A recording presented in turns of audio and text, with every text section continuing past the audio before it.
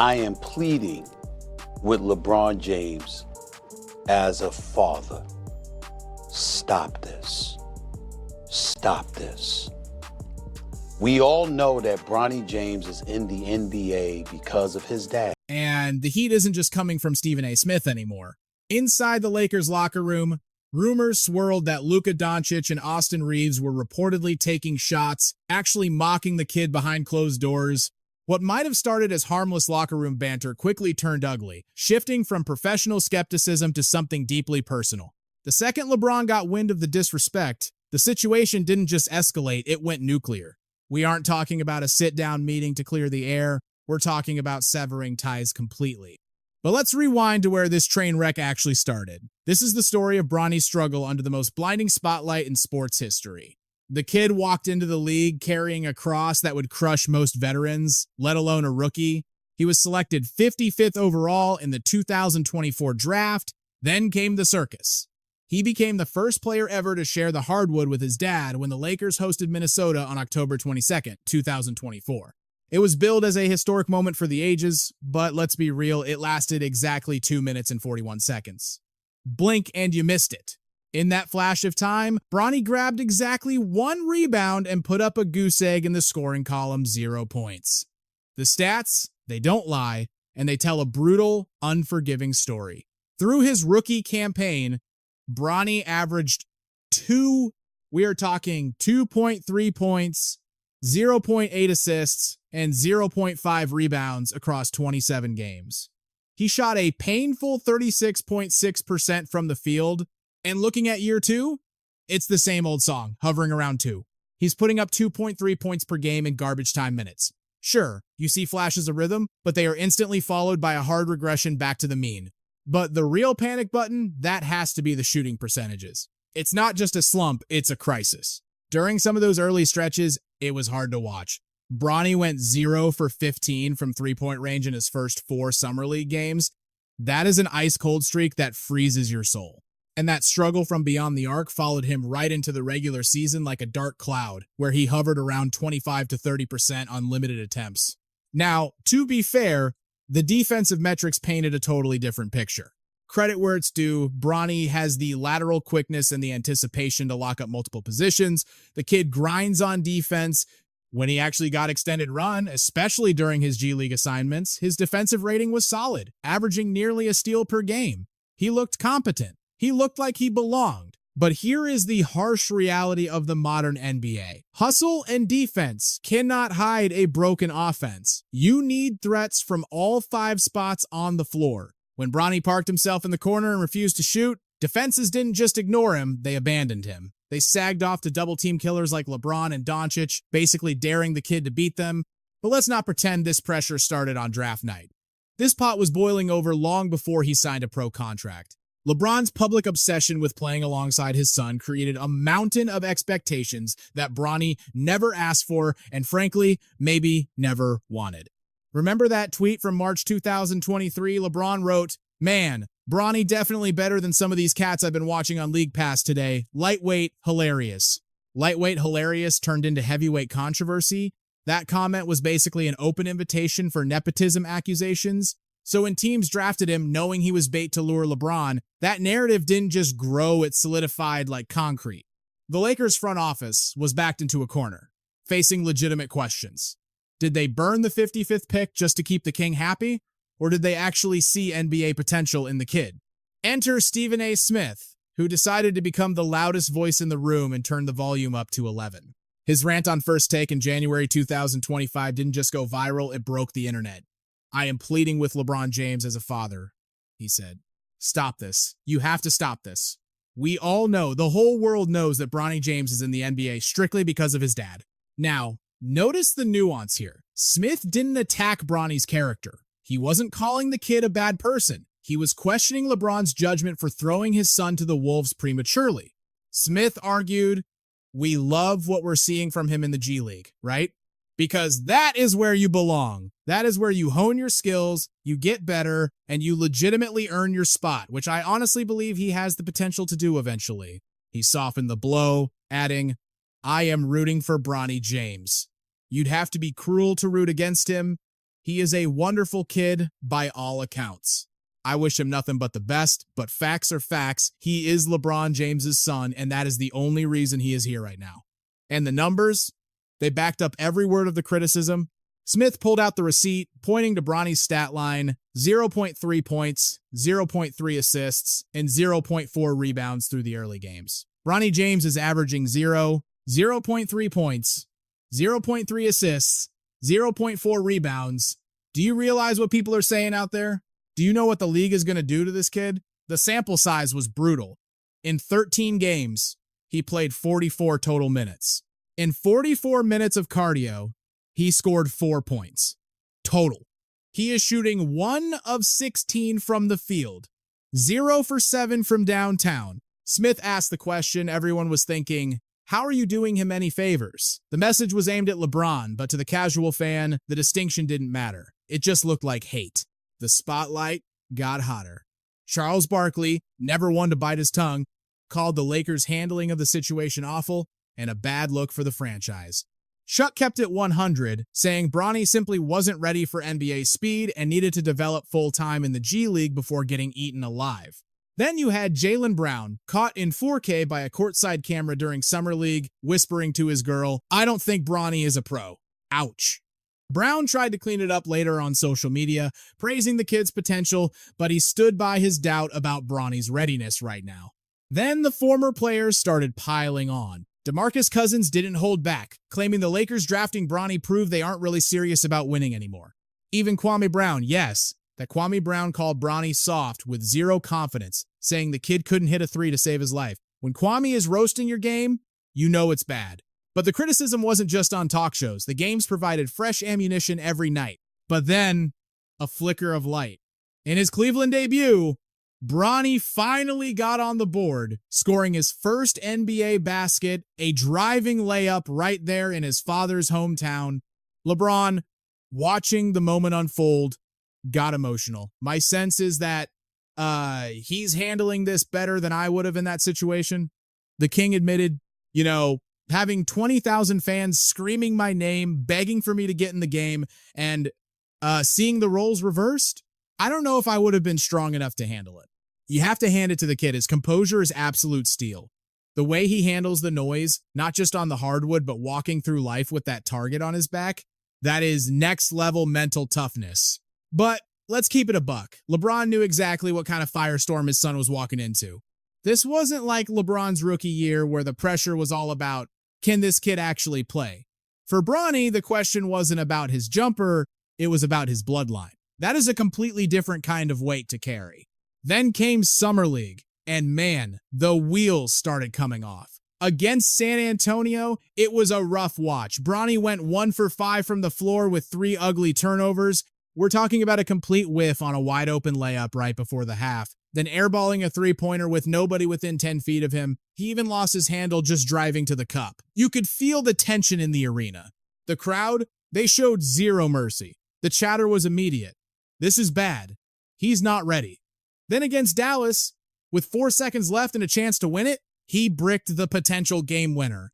Bronny scraped together 8 points, but his efficiency was in the gutter. And on the defensive end, Cooper Flagg absolutely bullied him. It looked like a varsity star playing against a middle schooler. Social media didn't just talk, they erupted. The timeline was ruthless with the verdict, LeBron's kid does not have the clutch gene. Fast forward to the preseason debut alongside his dad against Phoenix, and the gap in talent was glaring.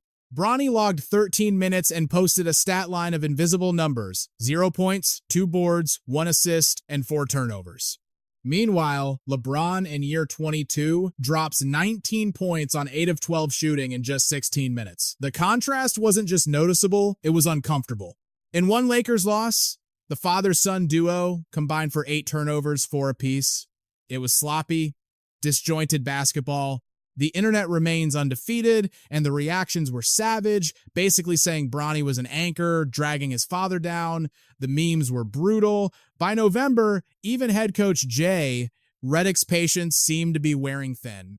The cameras caught Redick and Luka Dončić actually screaming at Bronny, literally shouting because the kid refused to take wide open shots. It's wild because the roster is stacked with family connections. You look at Giannis Antetokounmpo, and it is a true family affair over in Milwaukee, too. Speaking of dominance, Giannis and Luka were arguably the two scariest scorers in the entire Eurobasket tournament last summer. Just 5 seconds on the shot clock here. Kick out to Austin Reaves, no go. They can't penetrate this defense. Tonight marks his 13th straight start since Kevin Porter Jr. went down. Porter Jr. heading to the sideline to check that injury. Luka's deep in his bag right now. He fires a pass to the corner. Bronny getting the start tonight. Let's see what he does. He's seen plenty of action. Now Reed drives down the lane.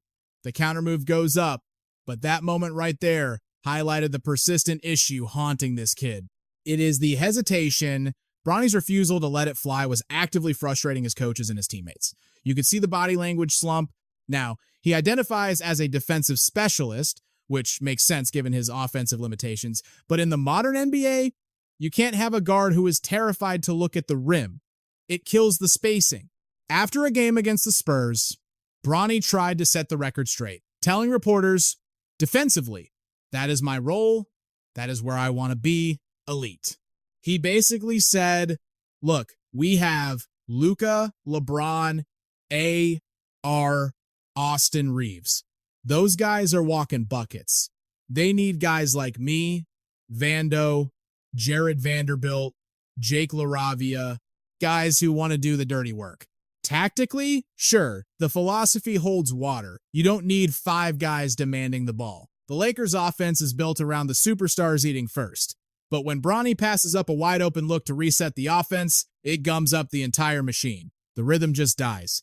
You could see the annoyance boiling over with Dončić in multiple games. It wasn't subtle. After back-to-back plays where Bronny treated the ball like a hot potato instead of shooting, Luka looked ready to scream. It wasn't personal hate, it was championship frustration. It reflected a competitive fire and the insane standards these guys play with. But of course, every time Luka rolled his eyes, it went viral. Bronny could not escape the microscope. Even when he played well, one bad moment would erase 47 minutes of hustle. The struggle was the only headline people wanted. Then you have February 11th against the Spurs, 12 points, 6 assists, 3 boards, and a block in 25 minutes. J.J. Redick actually gave him some love for that one. Coach Redick pointed out the confidence-building moments, blocking a vet like Kelly Olynyk, actually pulling the trigger on three-pointers. It looked like progress, but 2 days later, back to reality. Against Dallas, Bronny was relegated to garbage time in a blowout loss. That inconsistency is the story of his rookie year. The G League showed flashes of what could be. He dropped 12 points and 6 assists against the Clippers affiliate, even hit a career-high 31 points in another game. But NBA minutes? Those were rare, sparse, and mostly ceremonial. And then there is the money. His 4-year, $7.9 million contract drew heavy fire. People called it excessive for a 55th pick, and they weren't wrong. The structure of that deal screamed preferential treatment. Usually, late second rounders are fighting for minimum deals with 0 guarantees, praying they don't get cut.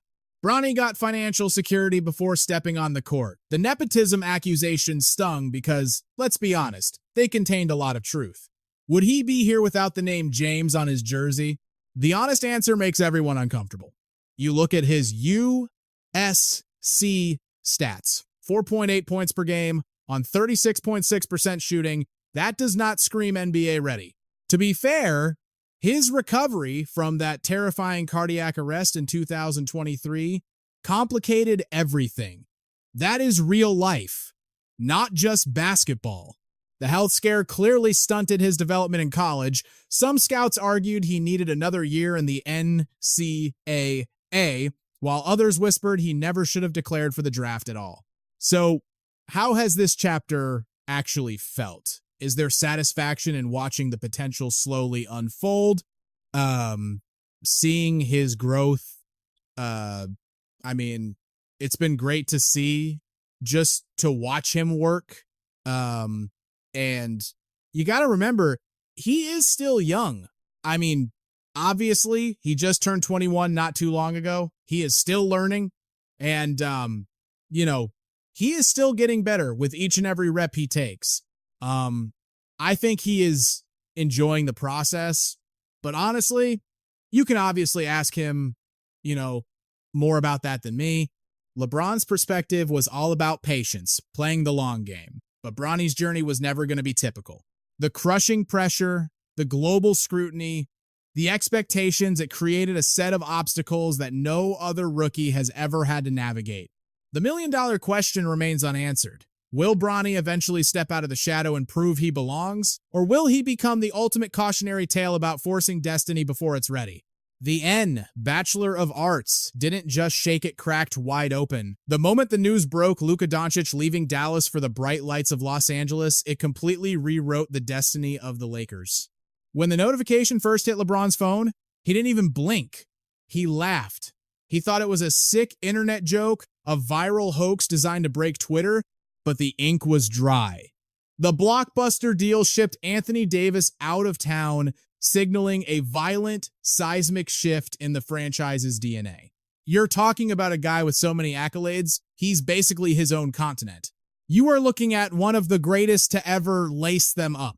So, he didn't lecture the kid, he looked him in the eye and dropped 2 words, be you.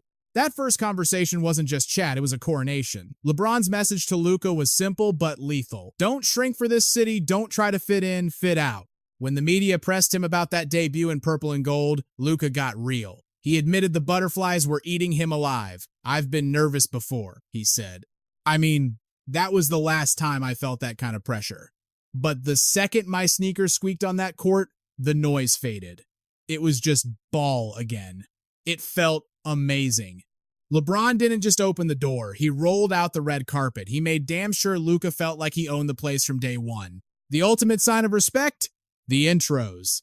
LeBron handed over the keys, letting Luka decide if he wanted to be introduced last, a gesture that screamed of a changing hierarchy. Luka couldn't believe it. Yeah. He texted me that morning. He said, "Whatever you want, kid."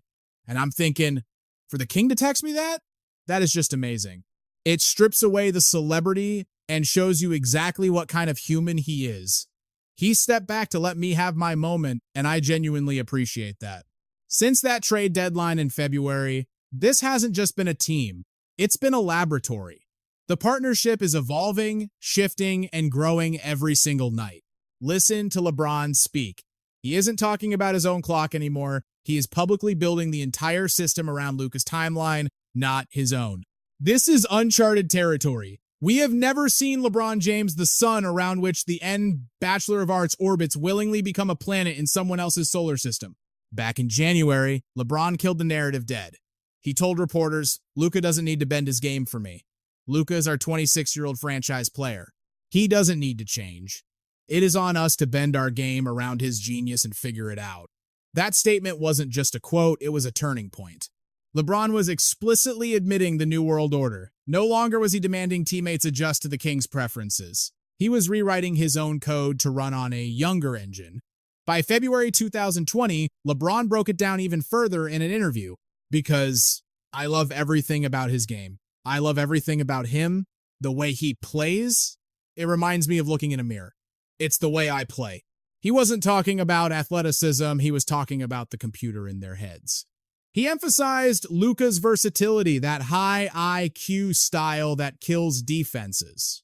And don't get it twisted, these weren't calculated. PR moves to keep the locker room happy. LeBron was genuinely a fanboy watching Luka work. The appreciation was rooted in basketball philosophy. Controlling the tempo, manipulating the defense, that elite court vision, it's about making everyone in a jersey better. Rewind to November 2023. LeBron famously said Luka could control his own destiny in this league. He saw the greatness coming a mile away. That comment was a prophecy, but the trade, that was a lightning strike. Even LeBron didn't see the bolt coming. When he first heard the rumors, he genuinely thought he was being punked. Fake news, right? It had to be a hoax. The streets are still talking. Some say LeBron pulled the strings like a puppet master. Others swear he was blindsided by the decision to trade AD. The jury is still out. But the minute the dust settled on February 2nd, 2025, LeBron sat at the podium and kept it 100. Luka has been my favorite player for a while now. I've always tried to play the game the right way, to inspire the next generation. And Luka, he happens to be the leader of that generation. And now we are sharing a locker room. So it isn't going to be hard. It's going to be a seamless transition. Then came the million-dollar question from the press. Again, how much does having a young partner like Luka, a literal basketball savant, how much will that weigh into your decision on your future this season? LeBron grinned, leaned back, and played it cool. You mean as far as how long I got left versus how long you've been doing this job? Yeah. And zero, it impacts zero. But the motivation to suit up next to him every night, that is super motivating. This partnership isn't about LeBron's retirement plans. It is about maximizing the window. It's about squeezing every drop of juice out of the orange while they are together. After racking up wins against their former teams, LeBron has hyped Luka's growth. And sliding perfectly into this clash of titans, Austin Reaves. LeBron clocked Reaves' potential from the very first Lakers practice in October 2021. He said, "That kid? He is an N. Bachelor of Arts player. He belongs at this level.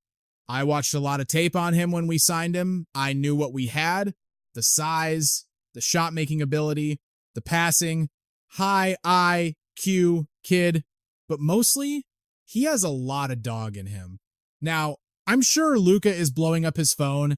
Reaves laughed. He'll probably text me to tell me I suck because I missed like 14 shots. That banter, that shows real comfort. Reaves joked about getting roasted by both stars after the game, revealing just how casual and tight-knit this group has become. When Reaves dropped 51 points in October, LeBron went straight to Twitter. 50-piece nugget, that boy AR2 is tough. Adding, "Damn, that's crazy. We almost had back-to-back 50 balls. Damn it, Dončić. That is a sick backcourt." Think about the arc. Reaves went from a die-hard Kobe fan who probably hated LeBron to calling him the greatest to ever play. That happens in the trenches. Can you talk about the dynamic on the floor? How do you feel when Luka has the rock? Are you reading the defense? Are you initiating a two-man action because you have the two best defenders on you, right? Pick your poison. Picture the court as a chessboard. Sometimes Austin is the pawn setting the screen, forcing the defense to scramble because that third defender, he's trapped in no man's land. That is the standard. This isn't just pickup ball. LeBron broke down the surgical precision of how this trio operates. It's a level of strategic IQ that most teams can only dream of. He laid it out clearly. You take two elite playmakers, himself and Luka, and you unleash them. It's not just an offense, it's a mismatch factory designed to break the other team's spirit. But this chemistry, it runs deeper than X's and O's. Reaves pointed out something critical: LeBron's relentless, almost supernatural positivity in the locker room. Let's be real, if anyone in the NBA has earned the right to wake up cranky and tell the world to shove it, it's the guy in year 20 plus. But he never does. Not once. And that leads to the ultimate weapon. You're talking about guys who can play pure bully ball, just overpowering you physically, while simultaneously having the genius-level intellect to manipulate the defense, pulling strings like puppeteers for the greater good of the squad. It is that rare combination muscle and mind that LeBron credits as the secret sauce. It's the only reason he's been able to dominate at this elite level for 2 decades without slowing down. At its core, LeBron's philosophy is built on sacrifice. When the king himself passes up a shot to make the right play instead of chasing stats, the rest of the roster falls in line. That mindset is infectious, trickling down from the superstars to the last guy on the bench. But let's not pretend this transition has been all sunshine and rainbows. The rumor mill is buzzing. Reports suggest LeBron has had his moments of frustration, grumpy flashes as the Lakers try to rebuild the franchise around Luka and Reaves. It's a clash of timelines, the fading legend versus the rising stars. Yet, when the cameras are rolling, LeBron plays the role of the supportive leader to perfection. Back in November, when the media tried to bait him into a me versus Luka rivalry narrative, LeBron shut it down cold. "I don't want to create that narrative," he said.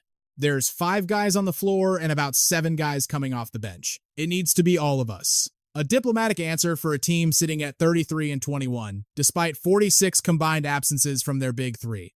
But make no mistake, when this trio is actually healthy, they are a nightmare for the rest of the league. You've got LeBron dropping 22 a night, Luka dissecting defenses with elite vision, and Reaves chipping in 18 plus when it matters. That is a balanced, lethal attack. And that solid foundation becomes the backdrop for the most scrutinized storyline in sports: how the 4th member of the James family fits into this high-stakes puzzle. The dynamic between Luka Dončić and Bronny is fascinating. It's a cocktail of genuine encouragement mixed with the brutal, high expectations of championship basketball. The Slovenian superstar has been quick to praise Bronny's defensive hustle, but you can see the visible frustration boiling over when the rookie's offensive limitations stall the engine. Take that win over Miami in November 2025. It was a flashpoint moment. Bronny logged 18 gritty minutes, locking people down on defense, and Luka didn't hold back the praise. He was great in those moments, Luka said, sounding like a proud vet. You never know when your number's going to get called. He was ready. That means a lot to us. He stepped up exactly when the pressure was on, so he played great today. Defensively, he was a monster. We expect that from him now, and honestly, it was amazing to watch.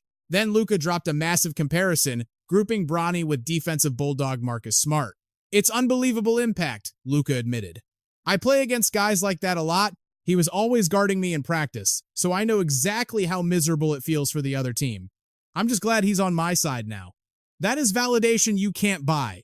Remember, Luka faced Marcus Smart repeatedly in those wars against Dallas. He knows what elite perimeter defense feels like. Comparing a rookie to an established defensive menace showed huge respect for Bronny's hustle. But on the other end of the floor, that's where the tension snaps. We have seen multiple incidents where Luka's patience wears thin. He is visibly annoyed when Bronny hesitates to pull the trigger. In games across November and February, the film doesn't lie. Luka was throwing his hands up after Bronny passed up open looks on back-to-back possessions, and it wasn't just Luka. Coach Redick looked ready to explode too. This pattern exposed a team-wide anxiety.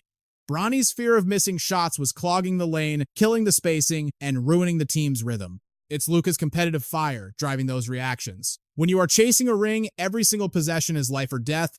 You cannot have a player camping in the corner, terrified to shoot. That becomes a liability no matter how good the defense is. But Luka's overall take, it's pragmatic. He sees the vision. He views Bronny as a specialist who brings elite defense right now, but desperately needs to find his offensive swagger. And let's be fair, those expectations match his draft stock. You don't expect a late second rounder to carry the scoring load on day one. In candid postgame moments caught on hot mics, Luka has been heard reassuring teammates. He'll get there. He just needs confidence. That private encouragement clashes with the public outbursts, painting a complex picture of a team trying to win now while developing a project player. Now, flip the script to Austin Reaves. His approach to Bronny is totally different. As an undrafted guy who had to claw for every second of playing time, Reaves shows way more patience. During training camp in October 2025, Reaves went out of his way to compliment Bronny directly in front of the squad. "You've been one of the better players out on the floor almost every day," he told him. "So continue to do that." That endorsement, it carries serious weight. Reaves isn't the type to hand out participation trophies. His evaluation came from the trenches watching Bronny grind in the dark, empty gyms where the cameras aren't rolling. After that Miami game, Reaves doubled down. "I thought he was good. I thought he played really good minutes," Reaves said. "He was a pest defensively, and he made the right reads offensively. The more he gets those minutes, the sharper he'll get. We absolutely needed the energy he gave us tonight. I'm looking forward to watching him grow." And we can't forget the highlight of the night, that alley-oop connection between Reaves and Bronny that brought the house down. Reaves couldn't resist a joke afterward, grinning as he said, "I've got to be the first guy to throw him a lob, right?" You want a stat that sounds completely made up? Try this. Austin Reaves is officially the only human being in history to throw a lob to a father and then turn around and throw a lob to his son. It's absurd. It's historic. And for Reaves, it's just another Tuesday. He finds the humor in the chaos, because connecting on alley-oops with both LeBron and Bronny isn't just basketball, it's a Hollywood script coming to life. But look closer at Reaves. That public support he's showing Bronny, it's not just for the cameras. It's a tactical shield designed to help a rookie teammate survive a suffocating amount of pressure. It screams unity. It tells the world that inside that locker room, the Lakers see Bronny as a legitimate weapon on the roster, not just a passenger with a famous last name. Then you have the other side of the coin, Luka Dončić. The contrast is jarring. While Reaves offers a steady hand, Luka brings that ruthless MVP caliber demand for perfection that can break weaker players. It's a brutal balance. Bronny is getting pushed into the fire by Luka's intensity, while Reaves is there to make sure he doesn't burn out. It's trial by fire with a safety net. And sometimes it clicks. Take that night against the Spurs. With the roster thin, Bronny finally got the green light. He didn't just survive, he responded with 12 points, 6 assists, and defense that actually looked professional. For a moment, the noise stopped. That performance proved he has the tools to belong here when given real responsibility. But in the NBA, flashing potential is easy. Doing it every night is the impossible part. 2 days later, back to reality. A blowout win, and Bronny is glued to the bench.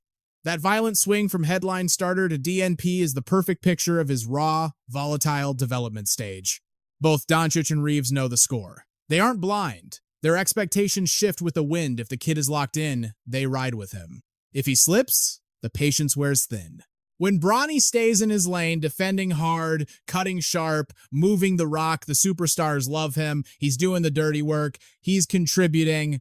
But the second he tries to play hero ball or misses a rotation, you can see the frustration bubble up. Right now, he's a project worthy of their time, sure, but he's still got to answer to the championship standard. It's a tightrope walk. This balance is the only thing keeping Bronny afloat as he navigates the single most impossible position in sports history, trying to carve out his own identity while standing in the gigantic shadow of the king. And LeBron, he's not sitting idly by. LeBron James is defending his son with a terrifying mix of paternal rage and the cold calculation of a 23-year veteran who knows exactly how to manipulate the media cycle. Watch his interviews. The way he parries criticism of Bronny reveals a protective father, yes, but also a strategist planting seeds about the unique, unprecedented hell his son is walking through. The entire foundation of LeBron's defense is built on one simple, fascinating premise that he keeps hammering home. He insists over and over that Bronny handles the heat better than he ever did. It's a recurring theme. The kid is tougher than me. Back in July 2024, fresh off the draft, LeBron looked ESPN dead in the eye and said, "I don't know if people really understand Bronny." He doesn't care. Me? I actually care a little bit. I let the noise get to me. When I came in as a rookie, I was desperate for people to like me. The whispers, the headlines, that stuff got under my skin early on. It bothered me. But Bronny, he doesn't give a damn. He doesn't care about anybody's opinion. He doesn't even listen to it. He is the coolest guy in the room, the complete opposite of his dad.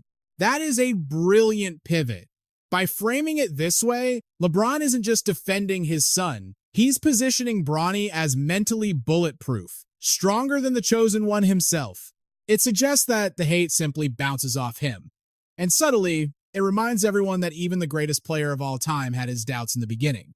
My sense is that he's better than I would have been in that situation, LeBron admitted, sounding almost in awe. 20,000 fans screaming my name, demanding I get in the game, dealing with that hostility on the road. I don't know if I would have been able to handle it. After Bronny's debut in Cleveland, LeBron doubled down. The praise wasn't about the box score, it was about the poise. The composure in the face of absolute chaos impressed LeBron because he knows better than anyone how heavy that jersey feels. LeBron peeled back the curtain even more during his January 2025 spot on the New Heights podcast with Jason and Travis Kelce. Bronny doesn't have to play basketball at all, LeBron said, dropping a reality check. It's not like he needs the paycheck. He can do whatever he wants. If he wants to run my company, fine. I'll teach him to be a CEO tomorrow. He has the keys to the kingdom, but he told me, this is my career, this is my goal, that's it. It was a direct strike against the nepotism narrative. Bronny isn't here because he needs a job. He chose the grind over a life of guaranteed luxury. No one forced him into those sneakers. He genuinely wanted the smoke. LeBron continued, I didn't have to deal with social media trolls growing up. That didn't exist. Bronny has to deal with all of that, and if you ever meet him, you'll feel like an idiot for looking down on him because he's handling a storm that would break most grown men. I think that pressure, it's going to make him even greater. The framing is masterful. It positions the critics as the villains. LeBron's rookie struggles were about basketball. Bronny's struggle is existential. He's fighting performance expectations, viral hate, the son of label, and the nepotism allegations all at once. It's a forefront war, but sometimes the mask slips. LeBron's defense isn't always calculated, sometimes it gets ugly. The March 2025 clash with Stephen A. Smith proved that. Smith had been begging LeBron to stop exposing Bronny to the Wolves. Apparently, that advice crossed a line. Smith went on First Take and dropped a bombshell. That was LeBron James coming up to me unexpectedly, I might add, to confront me to my face about what I say about his son. The distinction was critical to Smith. He wasn't attacking the kid. He was criticizing LeBron's judgment. But LeBron didn't hear nuance. He heard an attack on his blood, and he responded with pure emotion. Smith later asked the obvious question, why do this in public? Why make a scene? All it did was pour gasoline on a fire that was finally starting to die down. And it wasn't just Smith. LeBron's patience snapped with Kendrick Perkins too, showing that even the king has a breaking point when it comes to family. It started as a brotherhood, but the NBA is a cold business, and when a former teammate turned analyst crossed the line, the fallout was immediate. Kendrick Perkins dropped the bomb on a podcast, admitting Bron got mad at me. Why? Because Perk dared to touch the third rail, Bronny's draft stock. It wasn't just a disagreement, it was a fracture in the friendship that exposed just how thin LeBron's skin is when it comes to his legacy. We're talking about friendly fire here. Even constructive criticism from a guy who shared the locker room was treated like an act of treason. But then came the receipts. March 2025, Milwaukee. Bronny James dropped 17 points. And suddenly, the silence from the king was louder than any scream. That performance forced the loudest voice in sports, Stephen A. Smith, to look into the camera on First Take and swallow his pride. I might have been wrong, he admitted. The kid looked like he belonged. LeBron didn't take a victory lap. He didn't need to post a petty tweet. He just sat back and let the scoreboard do the talking. Vindication is a dish best served patiently. The kid's trajectory started backing up the old man's argument. Let them cook. But here's the twist. Bronny isn't just LeBron's kid living in the guest house anymore. The cord is being cut. He's got his own spot now, LeBron joked. Realizing the empty nest syndrome hits different when your son is also your employee. I can't just, but he's doing great. Seriously. That wasn't just small talk, it was a strategic pivot. LeBron started pushing the narrative of Bronny's independence, handing the keys to his son's own destiny. The script flipped overnight. It wasn't about LeBron puppeteering Bronny's career anymore. It was about a young man making grown man choices. It was a masterclass in parenting, support him, but let him feel the heat. Make no mistake, LeBron wasn't going to hold an umbrella over him forever. The rain was coming, and he knew the fire would only forge Bronny if he stood in the flames alone.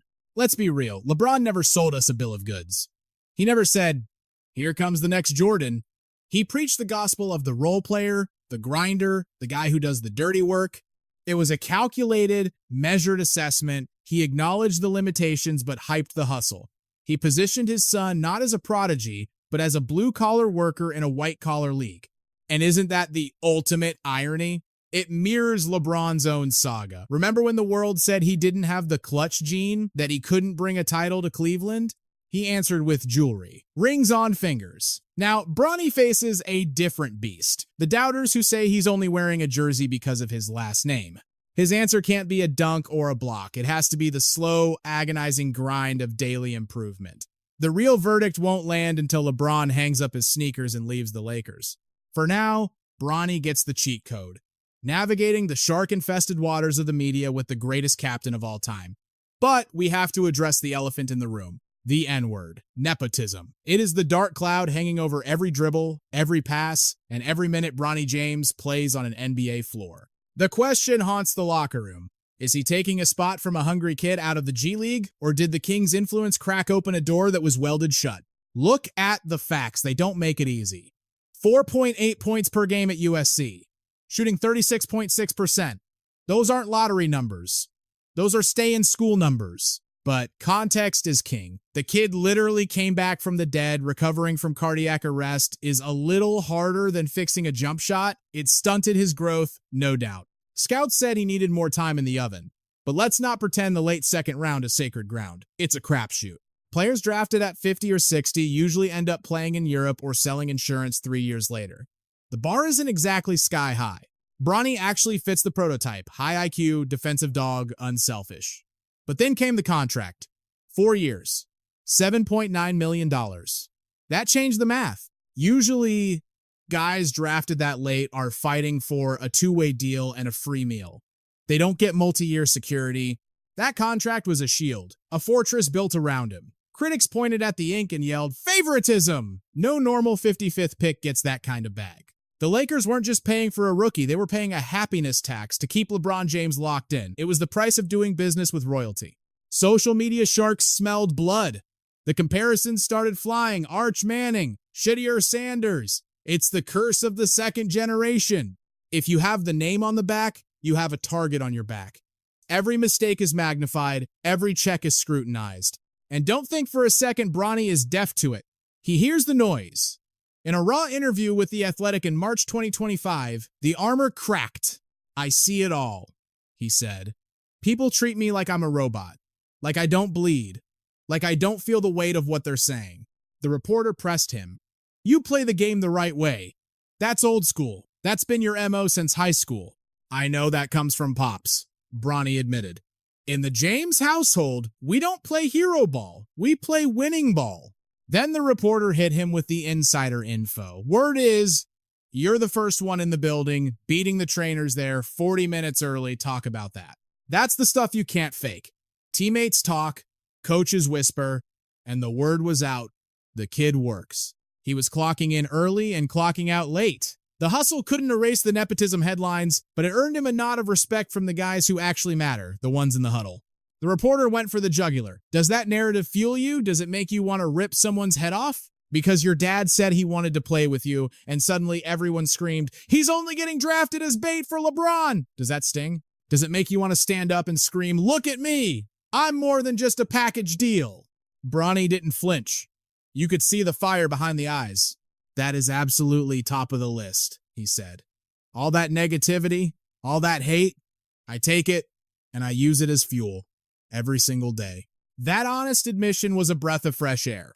It showed he wasn't delusional. He knew the score. He knew some teams looked at him and saw a way to lure his father. But deep down, he believed he had the goods to stay on the court long after his dad walked away. Looking ahead, the only way out of the shadow is through the fire. Bronny has to grind his way to legitimacy. Late-round picks who become legends don't do it with hype. They do it by surviving. Respect isn't given in this league, it's taken. Picture this. The media circus fades, and the basketball takes over. If Bronny James evolves into that lethal 3-and-D assassin, locking up guards, switching onto wings, and burying corner threes with ice in his veins suddenly, the entire narrative flips on its head. You know how it goes in this league, winning cures everything. When role players do the dirty work and contribute to actual wins, the doubters get real quiet real fast. Results have a funny way of silencing the hate. The foundation is already there, solid as a rock. The comparisons to Marcus Smart aren't just hype, they're based on grit. Bronny's ability to body up larger defenders and guard 1 through 3 shows a defensive ceiling that is legit scary. Now, if the offensive bag gets deeper and the shot starts falling, the rotation minutes aren't a gift, they're a requirement. With the Lakers reshaping the offense around Luka Dončić and Austin Reaves, the floor opens up, making life a whole lot easier for Bronny to just play his game. Honestly, the best thing for him right now might be for the world to look away. Lowering those sky-high expectations creates the oxygen he needs to actually develop, rather than just surviving the spotlight. Without the crushing pressure to be the third star on a championship run immediately, Bronny can grow at a human pace. That shuttle to the G League isn't a demotion, it's a laboratory where he gets the crucial reps he needs. We have seen the flashes down in South Bay. You don't drop 31 points by accident, regardless of the competition. That performance was a statement, a glimpse of what happens when confidence meets opportunity. Bouncing between levels allows him to sharpen his skills without the NBA do-or-die stakes every night. But the ultimate X factor? It's the locker room dynamics. That is what will decide if he sinks or swims. Here is the elephant in the room. If LeBron hangs him up or takes his talents elsewhere, Bronny loses his ultimate shield. But flip the coin, and he gains something priceless, total independence. The whispers of daddy's boy tend to vanish when dad isn't in the building. It all comes down to respect. How stars like Luka and Reaves treat Bronny as a legit teammate versus a mascot matters more than any press conference quote. It's about the daps on the court, the trust in the passing lanes, and holding him accountable when he misses a rotation. That is true inclusion. That is looking past the surname on the jersey. But the front office? That is where the rubber meets the road. The organization's loyalty is going to face a brutal stress test when contract time rolls around. When that rookie deal expires, Do the Lakers resign him because he is a baller who earned it, or is the ghost of LeBron's influence still haunting the negotiation table? That is the question, keeping agents up at night. Right now, we don't have the answers. The script is blank. Bronny's second season is a grind, and the Lakers are fighting tooth and nail to stay competitive despite the injury bug taking bites out of the roster. But give the kid his flowers. When his number is called, he plays his role. The way he has handled the pressure cooker of his first 2 seasons shows a level of maturity most vets don't even have. You don't hear him making excuses. You don't see him clapping back at trolls. He puts his head down, does the work, and lets the scoreboard speak for him. That is professional. And then you strip away the hype and ask, what does it mean as a parent to watch your son realize his dream? It is simply the greatest feeling in the world. You know, kids always have these wild dreams when they are super young, running around the backyard. And as parents, that is your whole job. You grind to put them in a position where at some point in their lives, maybe, just maybe, that dream can turn into reality, if that is truly what they want to do. Seeing the pure joy on LeBron's face as he watches Bronny pursue his passion, that cuts through all the noise. It captures the human element that gets lost in the nepotism debates. At the end of the day, a father wants to see his son fly. That is universal. Whether that creates unfair advantages is a separate, ugly argument. But for now, the Lakers' grand experiment with the James family rolls on, balancing emotion with the business of winning. The hierarchy is shifting. Luka leads the franchise, Reaves brings the secondary firepower, LeBron mentors while his body allows, and Bronny, he is in the trenches, developing in the margins, fighting to prove he belongs. Let's be real, the nepotism question is going to shadow Bronny for his entire career. It is the baggage that comes with the crown. Only sustained, undeniable performance over years can quiet that noise. For now, he is working toward that goal. One sweaty practice, one gritty game, one defensive stop at a time. The narrative remains unfinished. The ink is still wet. Bronny's story is being written right in front of our eyes, and nobody knows the ending yet. If this breakdown got your pulse racing, don't sit on the sideline, smash that like button, and check out the related videos on the screen to stay locked in.